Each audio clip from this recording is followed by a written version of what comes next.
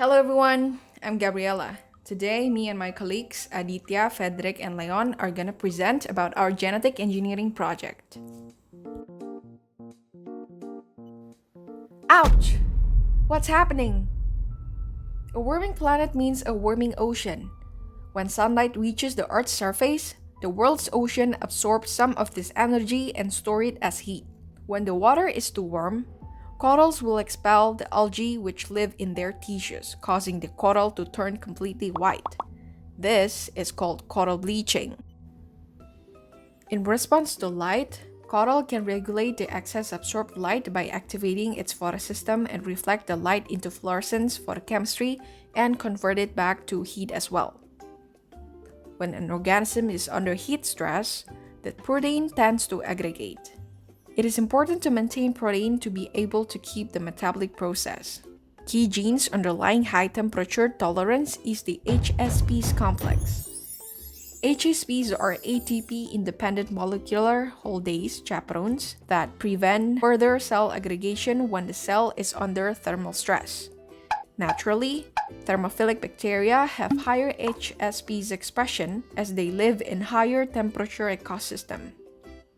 Currently, transcriptional studies are conducted to understand the thermotolerance mechanisms of algae symbionts.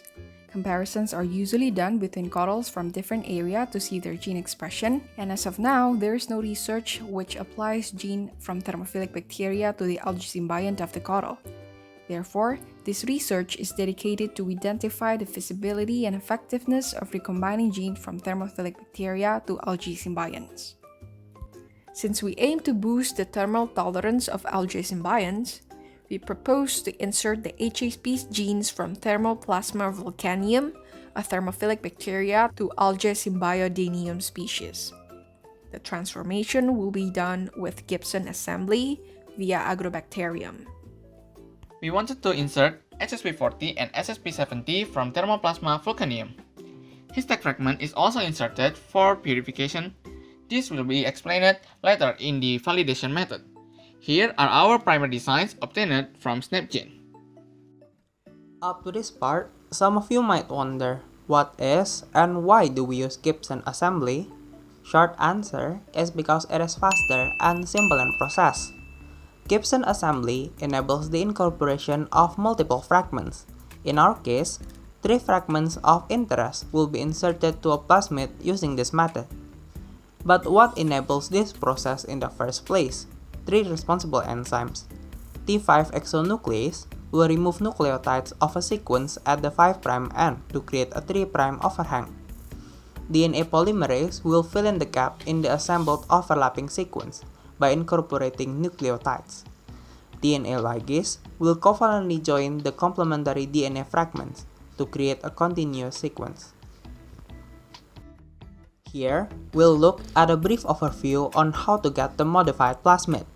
In this process, we'll look at single-step Gibson assembly. Plasmid need to be linearized before being assembled. Meanwhile, fragments have to be ordered and added with overlapping ends. The overlaps consist of complementary sequence to each adjacent sequences. Within the example, we can observe that the adjacent plasmid and fragment A sequences have overlapping sequence colored orange, for fragment A and B colored red, and so on. Continuing to the main reaction, the Gibson assembly master mix is combined with the plasmid, fragments, and buffer. This is heated to 50 degrees Celsius for 15 until 60 minutes. What happened here is that the T5 exonuclease will digest from 5' to 3' of each sequences.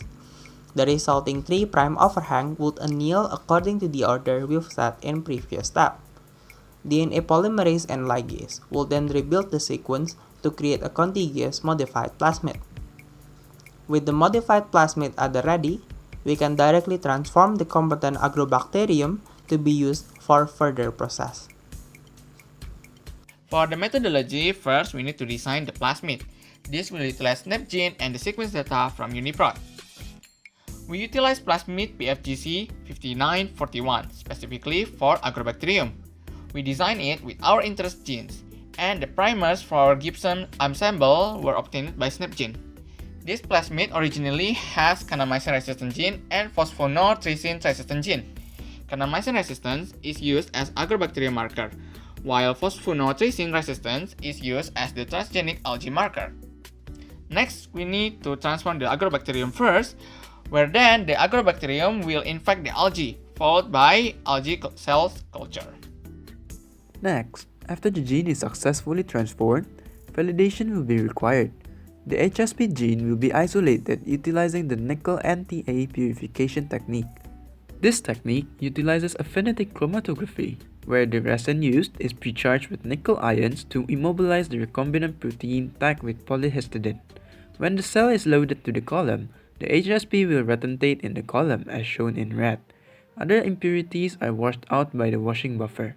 Lastly, when all impurities are cleansed, the protein is eluted with the elution buffer to obtain the pure HSP for further characterization, such as SDSPH or Bradford protein assay.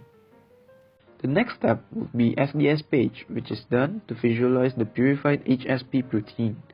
SDSPH will show the expected protein in its respective position, where HSP protein will be at around 40 and 70 kilodalton for HSP 40 and HSP 70 respectively. However, this would not be enough to ensure the effectiveness and function of the protein in the microalgae. Therefore, further in vitro experimentation is required by exposing increasing heat to the algae in a controlled environment. Afterwards, the cell viability can be checked to see whether the inserted HSP protein functions well or not. That's it from our group. Thank you and stay safe.